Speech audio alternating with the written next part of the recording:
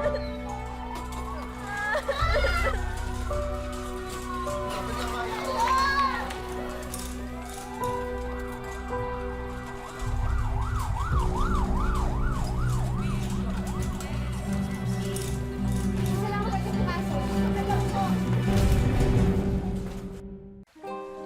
raw binatbat ang kahit anong sigla at tikas kung patraydor naman tayong susubukin ng malubhang karamdaman. Kagaya na lamang ni Ella na sa murang edad ay kinailangang pasanin ang krus na dala ng sakit na cancer. Mabibigyan ngiti pa kaya niya ang mga taong nagmamahal sa kanya? Magandang hapon po mga kapuso. Ito po ang wish ko lang.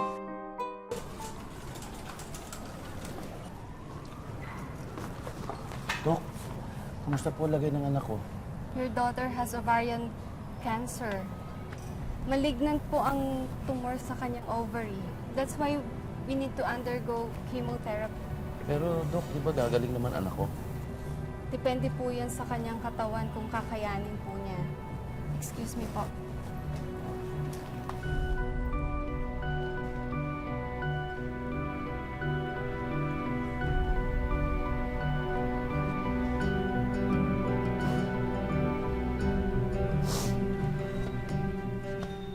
Class, land equals to 0. Then building equals 15,818 minus 10,775. Miss Quintosa, I thought you're dropping in class. Ma'am, sorry po.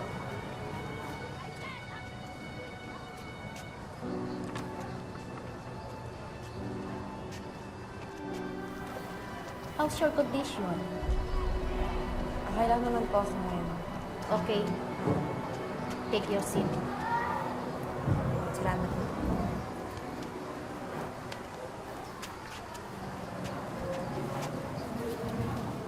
Ano nangyari? Ba't ang tagal mong absent?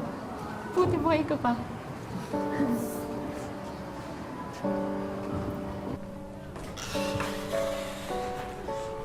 Te, sigurado ka bang may tatawid mo pa yung subject natin? Ang dami mong na-miss na lesson. Nakayanin yan.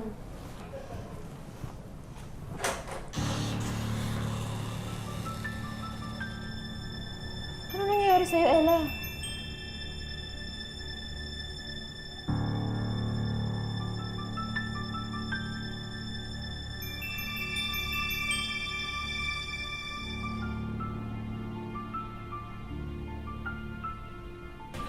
Sa edad na 17, unti-unting ginugupo si Ella ng kanyang karamdaman. Pero nagpasya siya, pati ang kanyang pamilya, na sumailalim siya sa chemotherapy sa pag-asang gumaling at bumalik ang dating sigla. Ako po yung may sakit. Hindi naman na kayo mag-alala. Kaya ko to, no? Lalaban po ako. Hindi na kayo mag-alala, ha?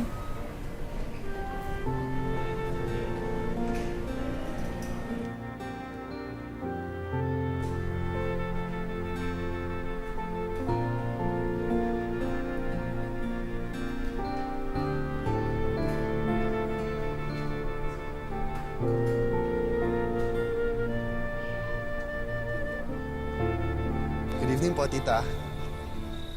Daryl, napadalaw ka. Si Ella po. Pumasok. Hindi pala. Pumunta sa ospital, nagpa-check up kasama yung papa niya. Ganun po ba? Sige po. Baka pwede naman po ibigay na lang po ito kay Ella. Sige, salamat ha. Sige po, tita, una na po ako. Ingat po. Sige. Hindi naging madali ang pagtanggap ni Ella sa kanyang sitwasyon. Katunayan, kahit ang nobyo niyang si Daryl, hindi niya makuhang harapin at mas pinili na lang manahimik sa bahay. Anak, dala ni Daryl, oh. Babalat kita, kumain ka, ha? Anak, bakit hindi mo naman hinarap si Daryl?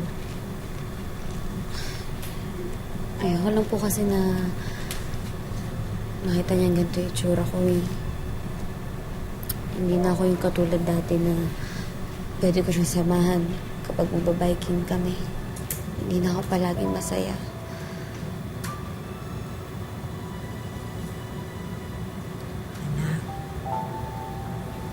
Mabait na bata si Daddy.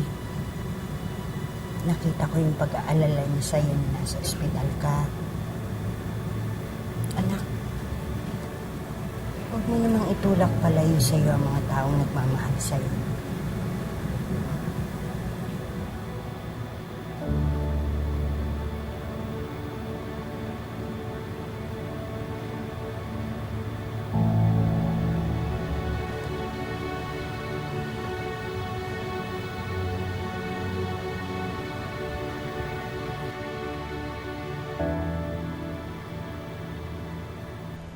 Idol!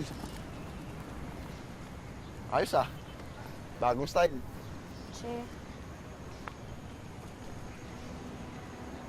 Ella, ba't mo pa ako iniiwasan? May ginawa ba ako sa'yo? Ay. Sorry. Sorry.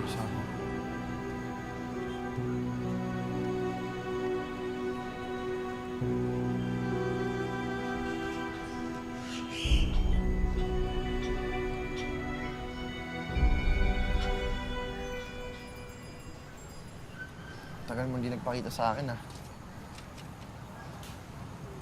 May ginawa ba akong masama? Ayoko lang kasi nakakita mo akong mahina. Na may sakit.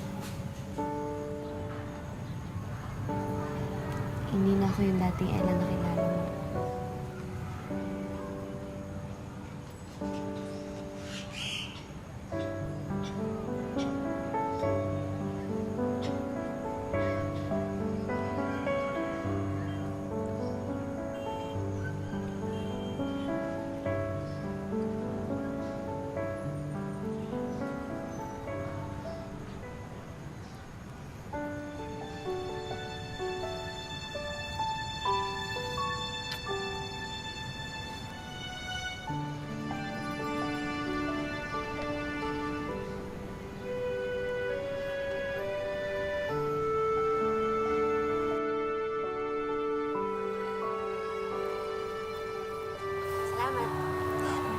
Taas ka na.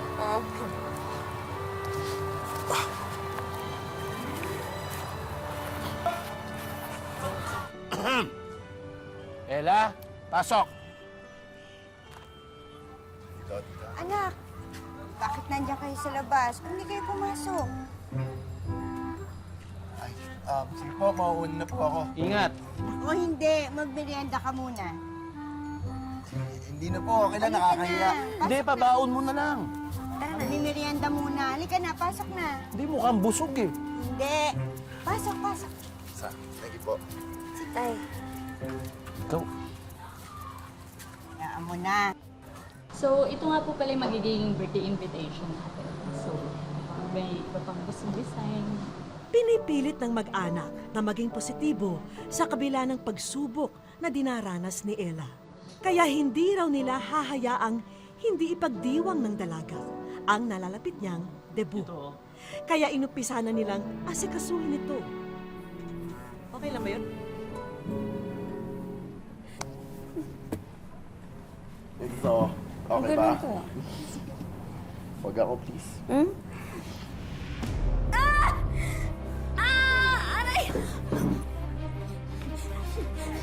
Nay! Si ate!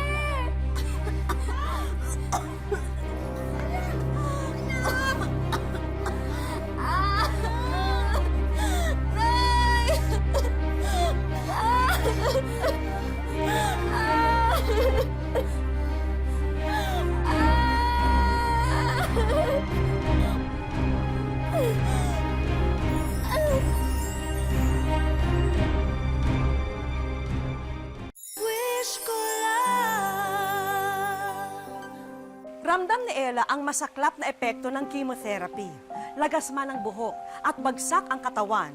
Hindi ito naging hadlang upang ituloy niya ang kanyang pag-aaral at makatulong sa kanyang kaibigan. Are you ready for your midterms? Yes,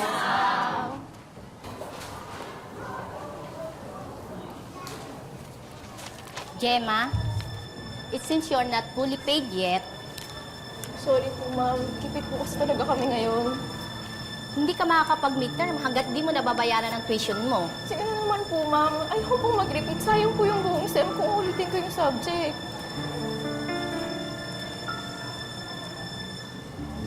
Okay, for now, papayagan kita mag-exam.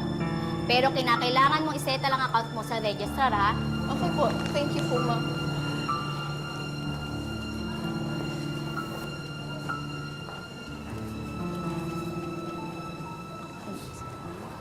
Kano ba? Ito, dagdag mo na. Okay na kayo Ito, dyan? ito. 1,000 nga to. 300 pa. Ma, pwede po ba akong manghingi ng extra allowance? Para saan, anak? Paubos na po kasi yung gamot ko eh. Oo, ito bibili tayo. Ako na ho, ako na ho. Anak, mahina pa katawan mo, mahina pa resistensya mo. Kaya mo na magpalakas ka. Kaya ko naman eh. Huwag na kayo mag-alala. Dadaan na lang ang pharmacy bukas bago umuwi.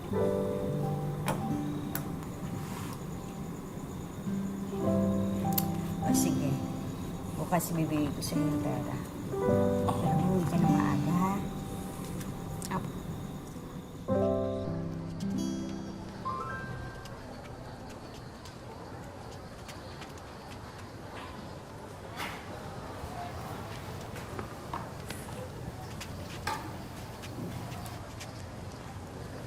Si Gemma. Hindi ko alam eh. Nag-drop na ata. Nabahala si Ella sa pagliban ng kanyang kaibigan sa klase. Batid niyang problema sa pera ang dahilan nito. Ma'am, tanungin ko lang po sana kung nakapagbayad na po ba si Gemma Santos. Hindi pa. May kulang pa siyang 2,000. Ako na lang po magbabayad.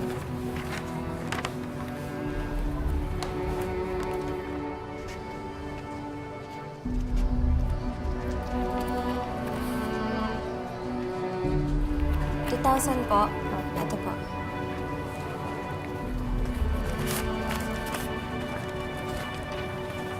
Salamat po.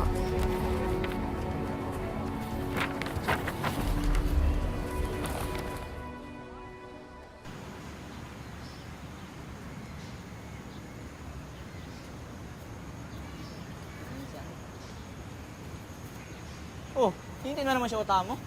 Oo. Di ba may cancer yun? Ano nakakabata yun? Alam mo bro, umaktive mo. Dapat hindi mo na siya utamo. Kasi bro, walang forever. Gago ka. Oo. Ha? Hindi pa mamamatay yung girlfriend ko, ha? Alam mo, kung ako sa'yo umalis ka na, baka ano pa mangyari sa'yo dito, eh.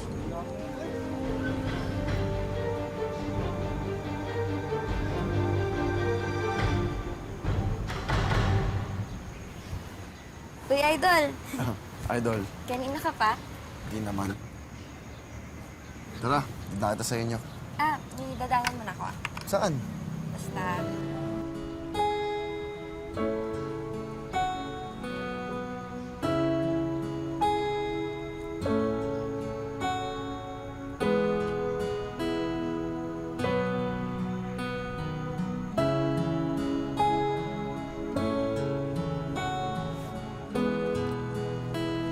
Saka na lang muna.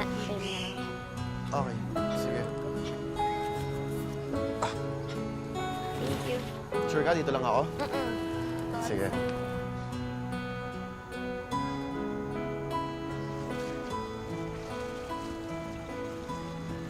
Gemma, Oh, dito ka. Bakit? bibigay ko lang sana sa'yo to. Pumasok ka na bukas, ha? Salamat talaga. Salamat talaga. Napasok muna tayo. Hindi na. Kailangan ko na rin umuwi, eh. Sa Idol din naghihintay sa labas. Thank you talaga. Ella, thank you.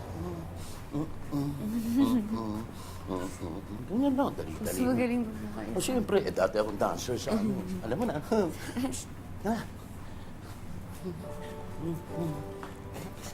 Ayun na.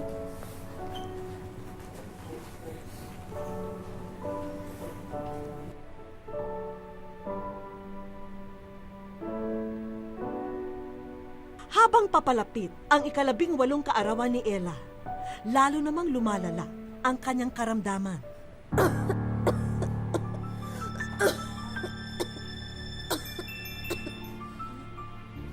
Ano natin sa kwarto si Ella?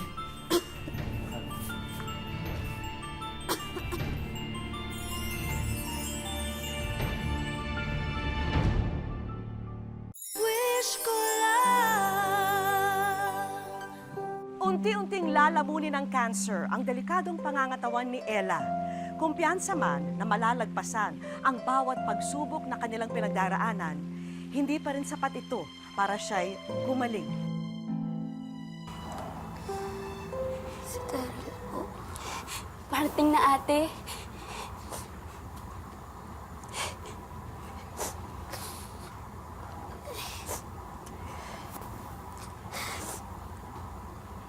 Parang di ko po kakayanin. Ka naman nagsasalita ng ganyan. Di ba magdidibo ka pa? Yung maganda. Tapos invited lahat ng mga kaibigan mo. Tapos magsasayaw pa kayo ni Daryl, di ba?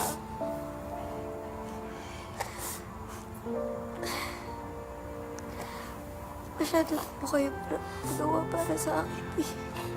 Ayan na. Kasi, mahal na mahal ka namin eh.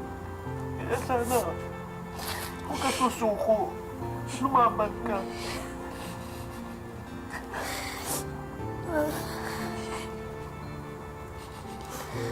Talaga po mabuti si Mama. Pati po yung mga kapatid. Ate, please naman. Kayong dalawa. Mag-aaral kayo mabuti ha. Mahal na mahal ko kayong dalawa.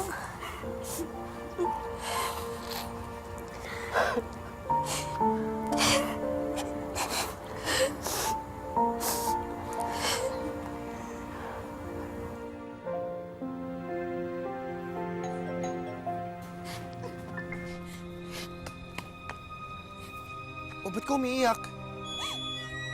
Si ate. Ha?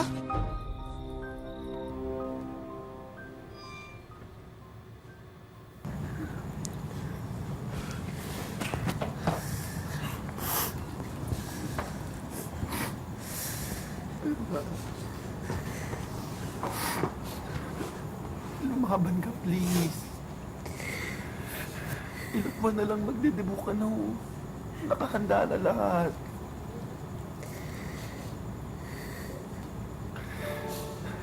Ang dami pa nating plano, di ba?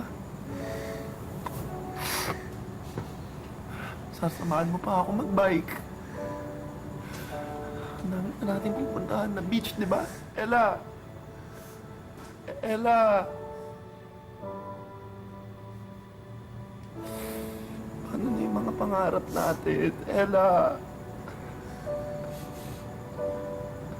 Idol, lumaban ka, idol.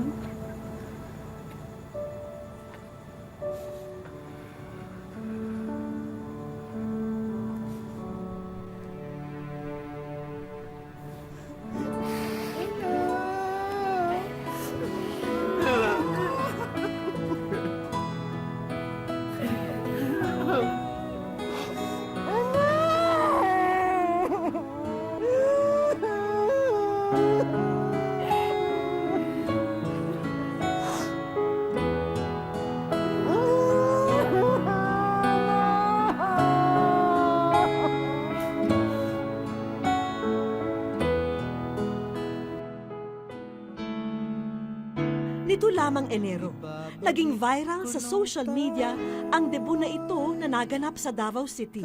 Ang debutante kasing si Ella Quindoza, 2 buwan nang namayapa ng idiwang ito. Umani ng mahigit 3 milyong views ang video. Pero ang higit na nakapukaw ng atensyon ng mga netizen ay ang binatang si Daryl na emosyonal na isinasayaw ang larawan ng kasintahan. Paano nga ba malilimutan ang taong naging mahalagang bahagi ng iyong buhay? Para kay Daryl, sariwa pa rin ang alaala ng kanyang namayapang kasintahan. Idol yung tawagan namin. Kasi nasabi niya idol niya raw ako kasi mahilig daw ako sa sports. May karera ako ng pagbabike. Yun, gusto niya talaga sumama siya para makapanood. Oo, nag-cheer. Maingay. Sobrang ingay nga nun kapag nandun siya sa laro ko. Kikipag-away pa yan sa mga ibang mga fans. 5 buwan na ang nakalilipas nang bawiin sa kanya si Ella. Dol, kung saan ka man ngayon, sana masaya ka na. At masaya na rin ako na nandyan ka na sa kamay ng Panginoon. Sobrang na-miss na kita. Miss ko yung mga araw na nandito ka sa aking tabi. Mahal na mahal kita. Natuldukan man ang pag-iibigan nila, nanatili namang malapit si Daryl sa pamilya ng dalaga. Mahirap man, pinipilit pa rin tanggapin ni na Rosalie at Charlie ang pagkawala ng kanilang panganay na anak. Punong-puno ng buhay, masayahin at maalalahanin. Ito ang mga bagay na mahirap limutin kay Ella. Nagkakantahan sila sa kwarto, silang tatlo, kasi marunong silang tatlo mag-gitar. So, kaya nga sinasabi pa nila sa akin, Mama, very supportive ka na. Mama, kasi ginabidyohan ko sila pag yung magbanding yan silang tatlo. Kasi matuwa din ako, happy din ako na yung magbanding silang tatlo, yung hindi mag-away. Yung pag 2:30, hindi talaga yan pwede, hindi yan siya tatawag sa akin, tatawag talaga yan. Tapos magsabi yan siya, Rose, where are you? Ginaganyan nga ako. So, yun, yung parang mamiss ko talaga yung boses niya na, Rose, where are you? Ganon siya, ma. Oo, yung malapit talaga sa akin. Simula nung bata pa siya. Talagang papa talaga. Papa's girl. Siyempre, nakasanayan namin na kung saan kami magpunta, palagi kami kumpleto. Katabi ko po siya palagi pag nagpipicture kami. Tapos, pag kami na lang 4, pag tinitingnan ko yung picture, wala na si ate. Nasasaktan ako. Nawala man si Ella, nananatiling buhay siya sa puso't isipan ng mga nagmamahal sa kanya.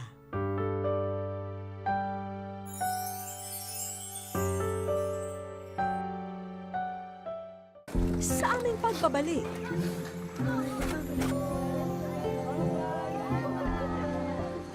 wish ko lang magtatatlong taon na sana ang relasyon ni na Daryl at Ella. At kasama ang buong pamilya ni Ella, nagtungo sila sa puntod ng dalaga.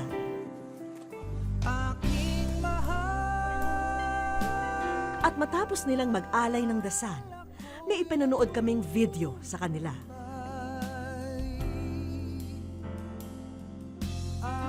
Umapaw ang emosyon ng mga oras na yun.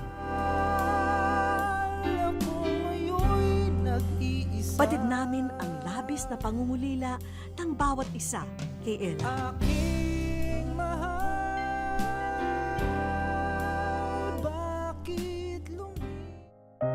Miss ka na namin lang. We love you so much. Sobrang bait nila sa akin lahat. Hello, Daryl, at sa lahat ng mga nagmamahal kay Ella. Marami pong naluha at naantig sa viral video ng debut ni Ella. At batid po namin ang bigat na inyong pinagdaraanan. Ngayon, gusto po sana namin kayong mapasaya sa aming munting paraan. Alam niyo ba na kayo'y nasa wish ko lang?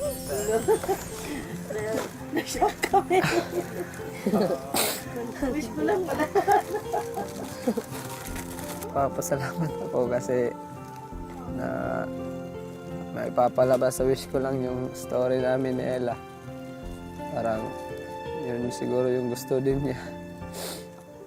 At dahil bonding moment noon ng Tres Marias ang paggigitara, regalo namin sa kanila ang bagong gitarang ito.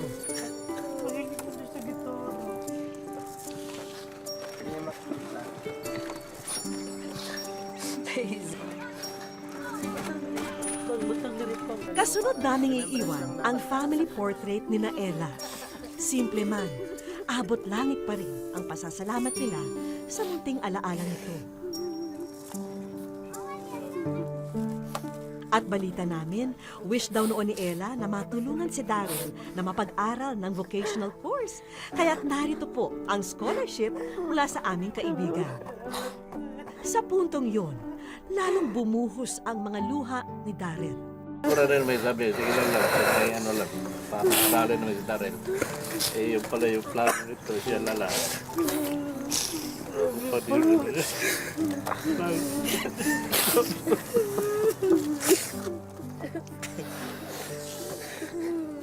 Salamat din ako sa wish ko lang. Kasi hindi ko yung kalaing darating to. At dahil summer na at hilig doon ni Ella ang mag-outing ang kanilang pamilya sa beach, handog po namin sa kanila ang vacation package.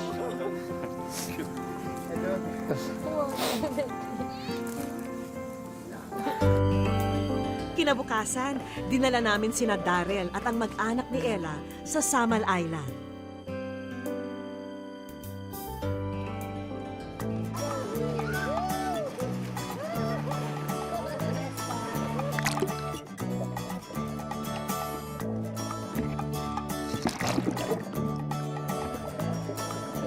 Agad nilang in-enjoy ang magandang tanawin doon. Saya ko kasi nakasama ko ulit sila ng mag-banding na kahit wala na si Ella. Papasalamat ako sa kanya, sa Panginoon at sa mga staff ng Wish ko lang at sa JMA. Nawala man si Ella, mas tumibay naman ang samahan ng kanilang pamilya. Batid nilang sa mga oras na ito'y masaya na rin siya sa piling ng may likha. Sumuko man si Ella sa karamdaman, ang kanyang katatagan ang nagsilbing inspirasyon para sa mga taong nagmamahal sa kanya. Alaalang kailan may mananatili sa kanilang mga puso. Muli, ako po si Vicky Morales at ito po ang Wish Ko Lang. May sorpresang naghihintay sa'yo kaya't wag na wag kang susunod.